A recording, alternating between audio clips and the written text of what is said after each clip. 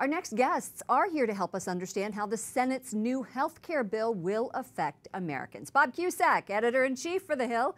Jim Antle, the politics editor at the Washington Examiner. Thank you, gentlemen, for joining us. Thank you. There is a lot packed into that 172-page legislation introduced on The Hill today for health care. More help for out-of-pocket expenses, health savings accounts to pay for premiums, additional resources, I think, $45 billion to combat the opioid epidemic. How's this bill going to fare? I don't think it's not different enough, and we've seen the centrists like Susan Collins and the conservative side like Rand Paul indicating they have not gotten to yes, and a lot of the moderates have not gotten to yes. So I don't think the Republicans are pushing this extremely hard. I think actually they know they can't get the votes and they want to move on to something else. So I don't think they're going to get the votes here. Jim, you've been covering politics for a while. Are you in agreement with Bob? And even, my question really is, though, even though it looks like there is a lot of options in here for them to buy lower premium plans.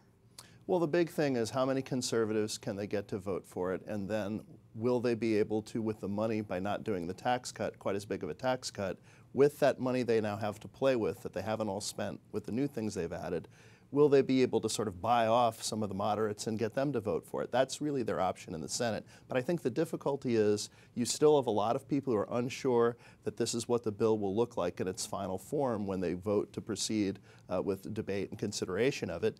And then are you voting for something that will blow up again in the House? So are you taking this risky vote and then it might not be able to pass the House, and so you have nothing to show for it? Well, the problem, Bob, is that they haven't been able to pass this in, what are we at now, 7 months into, almost 7 months into or 6 months into the administration.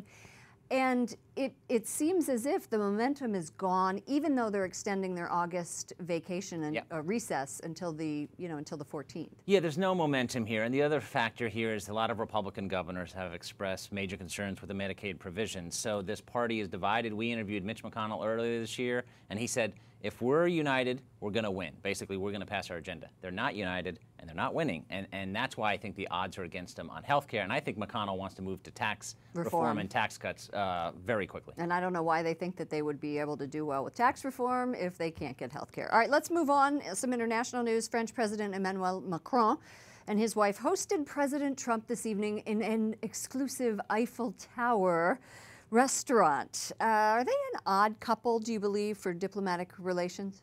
They're a very odd couple. I mean, President Trump was elected as part of what a lot of people think is a Western nationalist wave that Macron kind of bucked. And the president was not seeming to be a fan of his during the campaign, even though he said after he was elected that Macron was his guy. But they do seem to have established a little bit of a rapport. Obviously, they have significant differences, particularly on the Paris Climate Accord. Right, but their sort of personal relationship does seem to be a little bit better than what we might have expected. Before we go, we don't have much time. Bob, I want to talk to you about these press briefings. Veteran journalists are up in arms about the fact that we haven't seen the president since last month, and yet he's giving press briefings in foreign countries. What do you think's going on with the White House? Well, I think we know that the president has been disappointed with his communication shop. He has said that publicly. So Sean Spicer isn't on this trip. That's right. And we haven't seen on-camera briefings. And I think actually that hurts the White House because they're not using the bully pulpit as effectively as they should be. They're doing these off-camera things. It's very odd. It's what they can do. They run the White House. But at the same time, maybe that's part of the reason that they haven't been able to get their agenda done on Capitol Hill. All right. Bob Cusack, editor-in-chief of The Hill, thank you for joining me. Jim Antle, politics editor at the Washington Examiner.